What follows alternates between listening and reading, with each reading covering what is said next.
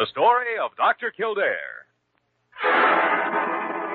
Whatsoever house I enter, there will I go for the benefit of the sick. Now, whatsoever things I see or hear concerning the life of men, I will keep silence thereon, counting such things to be held as sacred trust. I will exercise my art solely for the cure of my faith. The story of Dr. Kildare, starring Lou Ayres and Lionel Barrymore. Metro-Goldwyn-Mayer brought you those famous motion pictures. Now this exciting, heartwarming series is heard on radio. In just a moment, the story of Dr. Kildare. But first, your announcer.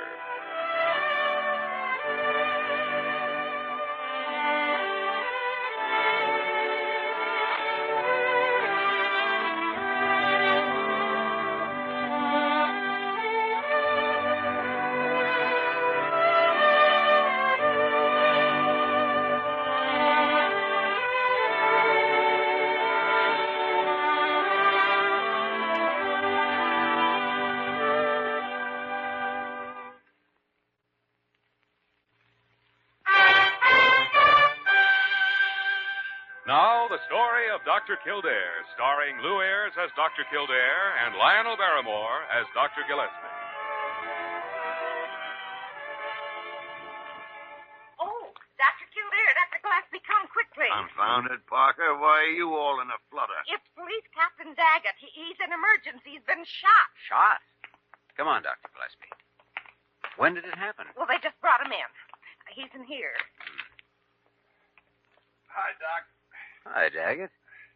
Got a little job for you. So we heard. You better lie back. Bullet in the fleshy portion of the thigh. Yeah. How'd you get this? Trouble at the Midtown school. I gotta get back there. You get this at the school? Yeah, madman's got himself barricaded in there with a gun.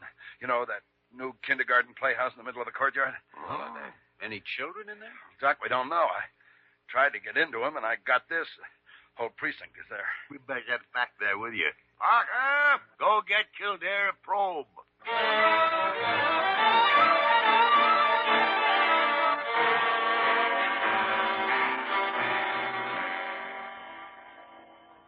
Well, what started this, Daggett? How did it happen? Oh, who knows? It was just after 3 o'clock when he got in there. That's why we don't know whether or not any kids are with him. Any idea who the man is? No, except that his name is Cosloff. He's been doing some house painting in the neighborhood. Cosloff. Peter Cosloff? Yeah. Oh, isn't that the fellow that fell off the scaffold and broke his leg in the hospital when it was being painted, Jimmy? Right. I took care of him. He seemed a quiet, harmless sort. Well, this hole in my leg doesn't agree with that, Doc. I don't wonder. That man must be a homicidal paranoia. Couldn't you detect any trace of it, Jimmy? No, it wasn't manifest at that time. There's too much open ground around that building. And I can't use my rifleman for sniping until I know he's alone in there. No, but you can't hold back long enough to find out either. If he's holding any children in there, they won't be safe long. Parker, get my bag from the car. Yes, Doctor. Jimmy, what kind of a scatterbrained scheme are you cooking up? I'm going in there. Now, wait a minute, Doc.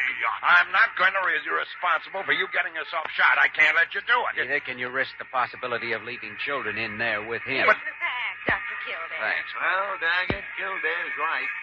We'll try it together. Oh, no, Dr. Gillespie, just one man.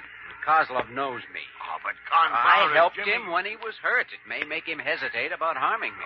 It's a big gamble, Doc. And you'll have to take it every step for 100 feet until you reach the plane. I can't just stand here until we find out if all the children from school reached home. No, but you expect me to sit here calmly while Now, there's no choice, Dr. Gillespie. Somebody has to take a chance on getting into that playhouse. You keep your men where they are, Daggett, no matter what happens. Okay. I'm against this, but, well, I've got to let you try it because I can't think of any other way. Just remember that lunatic put a bullet in me. Jimmy, be careful. Oh, sure.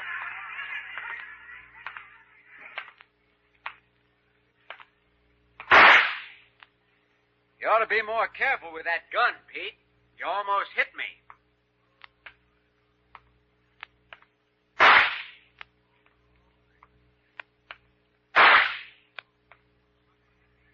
You stay there, Doctor. Don't you come any closer. I must come in there, Pete. I tell you, go away. I have no gun, Pete. I just want to test the drinking fountain to make sure the water's all right. You're lying to me, Doctor. No, Pete. The children have been complaining about the water. There may be something wrong with it.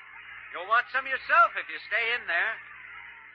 You can't come in here. Sorry, Pete, but I must come in. You have no right to stop me, Pete. I'm a doctor.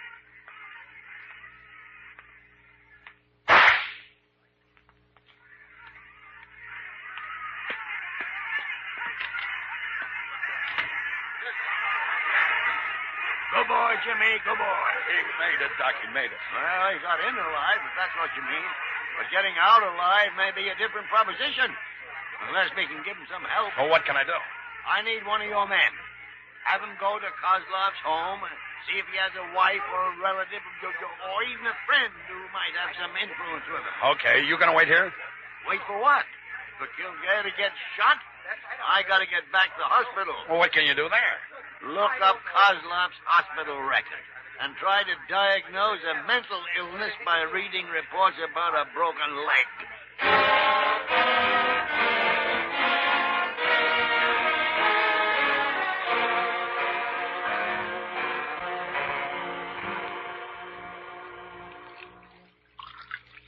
I'm watching you, Doctor. Don't try nothing. Don't play no tricks on me. I'm just getting a glass of water, Pete. You're not going to shoot me for that, are you? I got to shoot you, Doctor. After a while, I got to shoot you. Oh, you wouldn't hurt me, Pete. We're friends. No, I have no friends. You don't fool me, Doctor. Well, water seems to be all right. I better test it thoroughly, though. No, don't touch the bag, Doctor. Now, Pete, you know what's in there. Instruments, chemicals, medicine, that's all. You might have gun in there. Well, I could have, but I haven't. Open it yourself. Here, I'll hold your gun for you. You think I'm crazy? That's a bad word, Pete. You're just sick. You think I give you this gun? You want to get it away from me? Open bag yourself. I watch you. All right, Pete. Now, you want to hold this glass of water for me? Put on a plate table. All right. Now, watch. I just pour some of this into the water, and if the water isn't pure, it will change color. See, Pete? No change. Huh? Water's all right after all.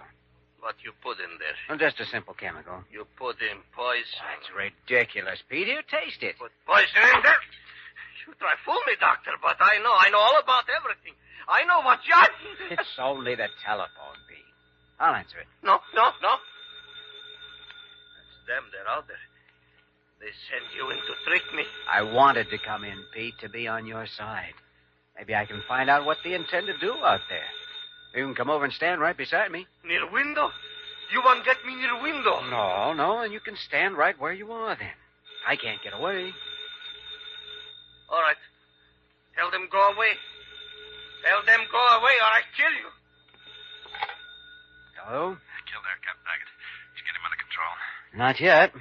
Where are you calling from? We tapped the phone line. Right out in the street. He let you answer, huh? With difficulty. Any kids in there? Haven't seen any. But there's a wardrobe closet. He got a gun on you? Yes? Isn't there any way you can get the best of him? I tried to administer sedative. Talk louder, Doctor. That him? Yes. He wasn't taking it. Nope. Well, try to find out if there are any kids in that closet, will you? I'll do my best. That's enough, Doctor. I don't like what you say. I have to say goodbye now, Daggett. But, can't down you that do phone. something? Your friends think they're going to come help you, huh? Nobody's coming, Pete. Oh, yes, they are, Doctor. We sit down and wait for them. Soon they will come. And when they do, you watch out, Doctor. Watch out!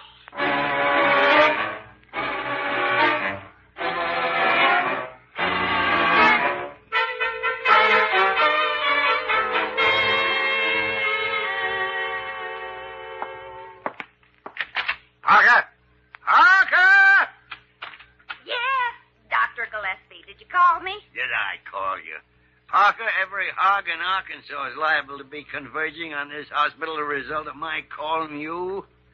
Now, where's the hospital record on that painter, Pete Cosloff? I told you to get it half an hour ago. It's been right right there on your desk for the past 29 minutes. Oh, why didn't you tell me when you brought it in? Because you were in the other office talking to that detective the captain sent to Cosloff. What did he tell you? Why, would you like to hear it again? Huh? You were snooping outside the door listening. I was not listening. I just happened to overhear a few words. The man was an immigrant born in Poland, that's all. Well, that's all there was to hear. Man doesn't even have a friend. Kildare said he seemed like a nice, quiet sort. Look at these records of ours. They don't tell us any more about Cosloff than the police did. Well, after all, Doctor, the man only had a broken leg. Parker, I don't care what he had. I'm only interested in what he's got now. Tell the switchboard operator to get me the Department of Immigration in Washington. Washington. Washington, D.C.? Yeah, Washington, D.C. Unless you'd rather get me George Washington. Well, I just asked. Well, you've just been told. Now go.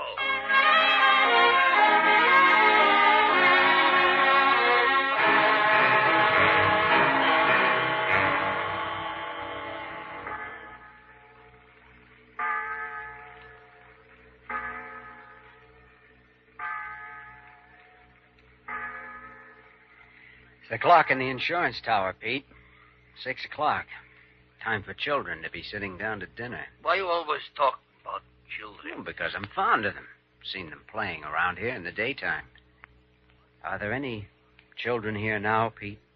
You see any? No, not here, but why won't you let me open the wardrobe closet? I don't want you to open it. Is there a child in there, Pete? No. You have the gun. Couldn't do any harm to tell me. There is somebody in there, isn't there, Pete? Why? You want to get boy away from me, don't you? What you want, I kill you first. What boy are you talking about, Pete? No, boy. I don't say nothing about the boy. I don't. Pete, if there is a child in there, why are you keeping him? Why is he so quiet? You know why, Doctor. You never get him, Doctor. You too late this time.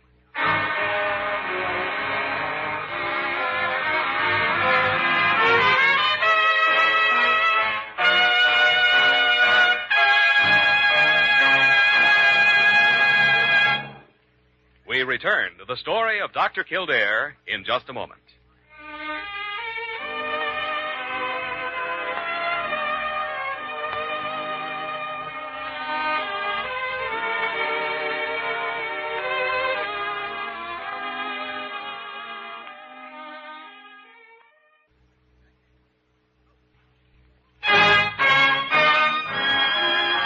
Now we continue with the story of Dr. Kildare, starring Lou Ayres as Dr. Kildare and Lionel Barrymore as Dr. Gillespie.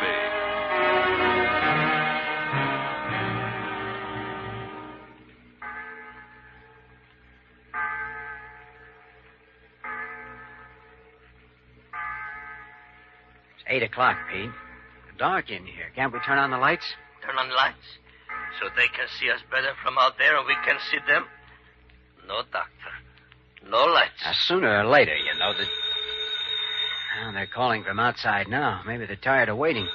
Maybe they'll tell me they're going away. They won't go away. Well, let me answer it and find out. The moon is bright, Doctor. I can see you. I know, Pete. Hello? You still all right, Doc? Yes, There's no report of any missing kids yet. You find out if he's holding any. I'm afraid so. But I haven't heard a sound. You mean he has got a kid in the wardrobe closet? Is the kid alive? I said there was no sound. I don't know if he's alive. Watch what you say, Doctor. Is Cosloff close enough to hear me? No. Can you get a light on in there? No, I tried. May I speak to Dr. Gillespie for a moment? I'm sorry, Doc, but he isn't here. He left hours ago. Oh, I see. I'd better hang up now. Yeah. Goodbye, Doc. Try to hold out. I'll try. They gonna go away, Doctor? Yes, Pete, they're going away.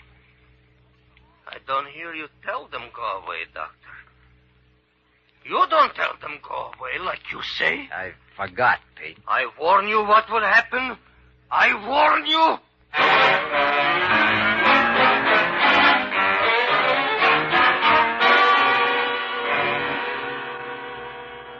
I've already checked with Washington and London, but I must be certain.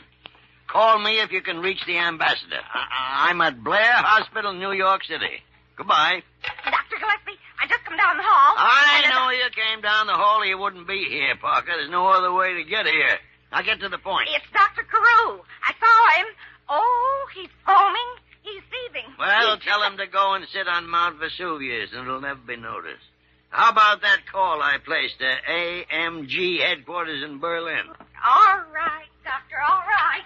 Yeah. Can't do anything around here without... Dr. Gillespie. Dr. Gillespie. This makes my day perfect. Now, what's on your mind, Carew? What's on my mind?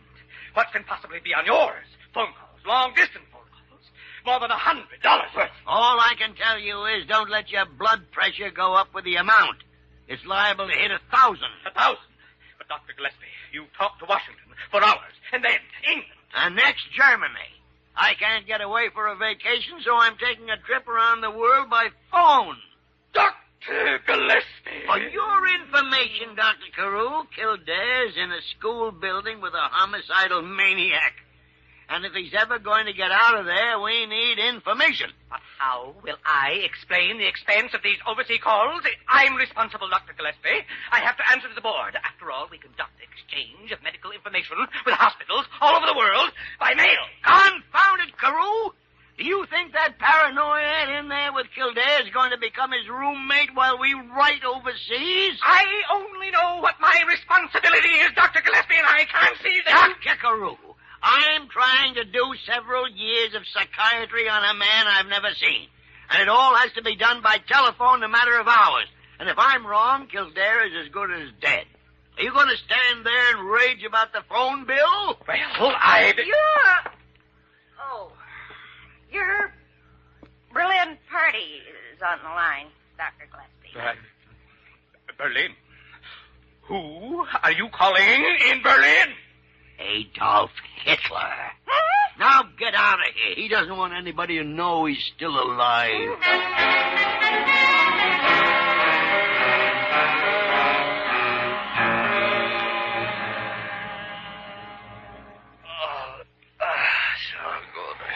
You're getting sleepy, Pete. Huh? Why don't you lie down for a while? Why, you don't go to sleep, Doctor. Well, you're the one who's tired, Pete. When I can't stay awake no more, then you kill me and open closet. No, Doctor, you're not going to fool me. You're not going to get boy away from me. Tomorrow when other children come back, I keep them all here, too. You never see them again. Telephone, Pete. No. I talk to them, Doctor. This time I talk. Hello? You get to the kid yet, Kildare? No, I don't get it. So, Doctor, your friends out there, they send you get boy, huh? Pete, they only want to I know what they want, Doctor. Next time phone ring, that's when I kill you. Well, if I don't answer it next time, they'll know something's happened to me, Pete. Why, you know you'll need time. You have to find a way to get out of here. Time to get away. I need time. Yes, and you'll have to let me answer. No. You'll have to, Pete. No. If you don't, they'll come for the boy. You won't be able to stop them. I stop them. I stop you, too.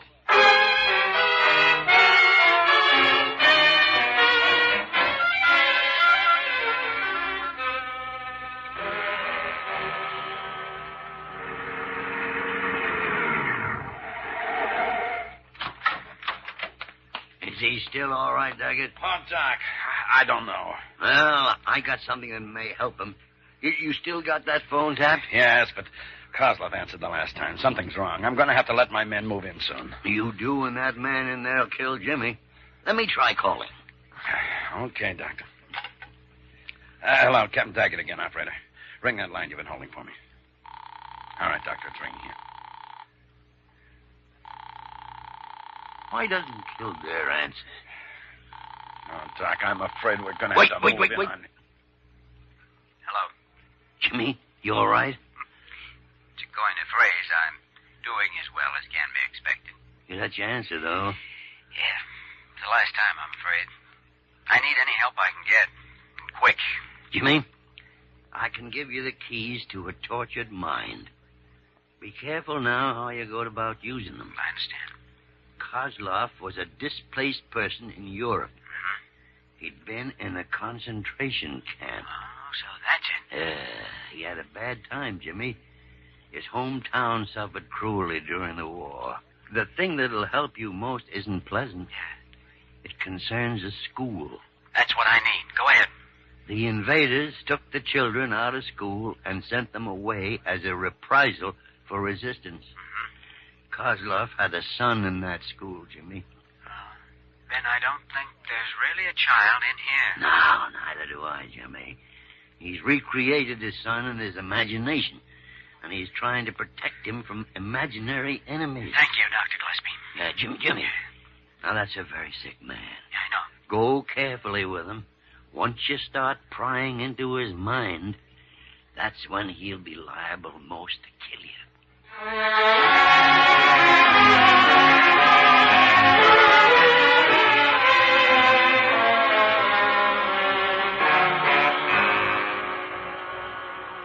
Sit down, Pete. I want to talk to you. I give you too much time, Doctor.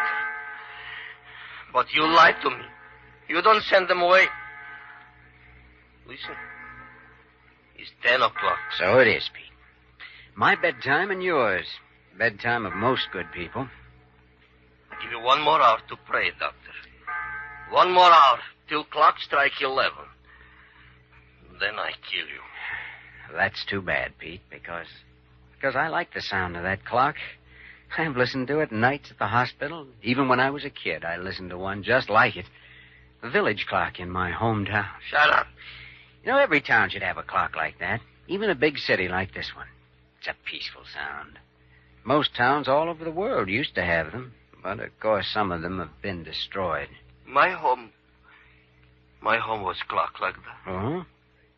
A bell in the church. Another one in In the schoolhouse, Pete? Don't talk to me anymore. I don't want to listen. We must talk, Pete. About your son. You know about him, huh? You know about my Pete, son. Pete, you think your son is in the wardrobe closet, don't you? I wish he was. But he isn't. I'll show you. Look. No. Look, Pete. You've got to face the present. No, close that door. Close it, I'll shoot. Pete, listen carefully, because I'm your friend. You're sick. You've been sick for a long time, in your mind. All the horrible things you had to bury are coming out now. The past and the present are all mixed up. You know you're in America, don't you? Yeah, I come here to America. And you know why you came, don't you? Because it's a safe place, Pete. A peaceful place. A strong place. Just think, Pete. Do you know anything bad about it? Have you ever heard anything bad about it?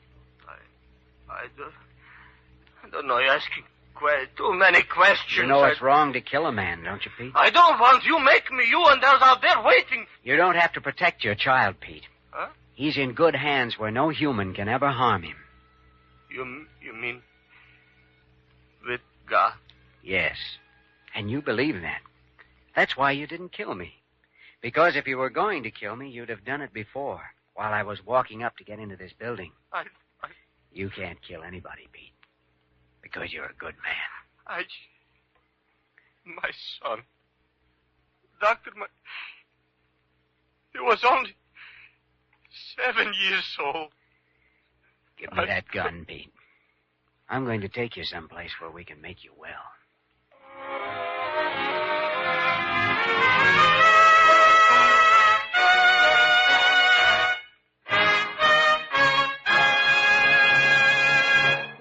In just a moment, we will return to the story of Dr. Kildare.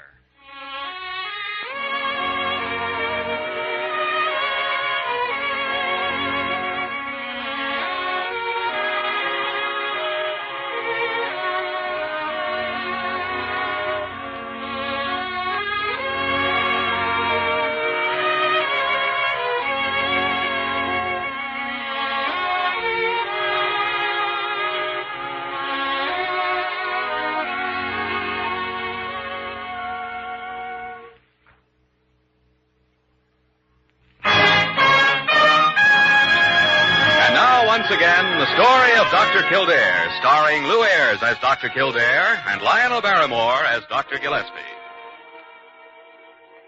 Dr. Kildare, are you sure it's safe to keep Cosloff here overnight? Oh, perfectly safe. He's had a sedative. Sleep will help him. In the morning, I'll take him to the state hospital where he can get proper treatment. Well, that man will get well, Daggett. And when he does, he'll come back and live a good, normal life like any other decent citizen. You sound pretty sure of that, Doc. I am sure. Because, as Jimmy proved to us, Pete Cosloff is a good man at heart. And even his worst hallucinations couldn't make him be anything else. Listen. Listen to that. It's only the big clock striking midnight. I know, but it's such a wonderful sound. Jimmy, it's strange to think you'd never heard it before. Perhaps I never have, Dr. Gillespie. Never as clearly as I hear it tonight.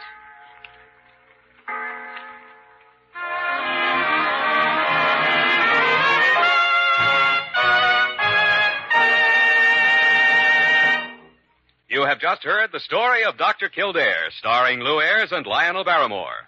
This program was written by Joel Murcott and directed by Joe Bigelow. Original music was composed and conducted by Walter Schumann. Supporting cast included Virginia Gregg, Ted Osborne, Ted DeCorsia, and Larry Dobkin. Dick Joy speaking.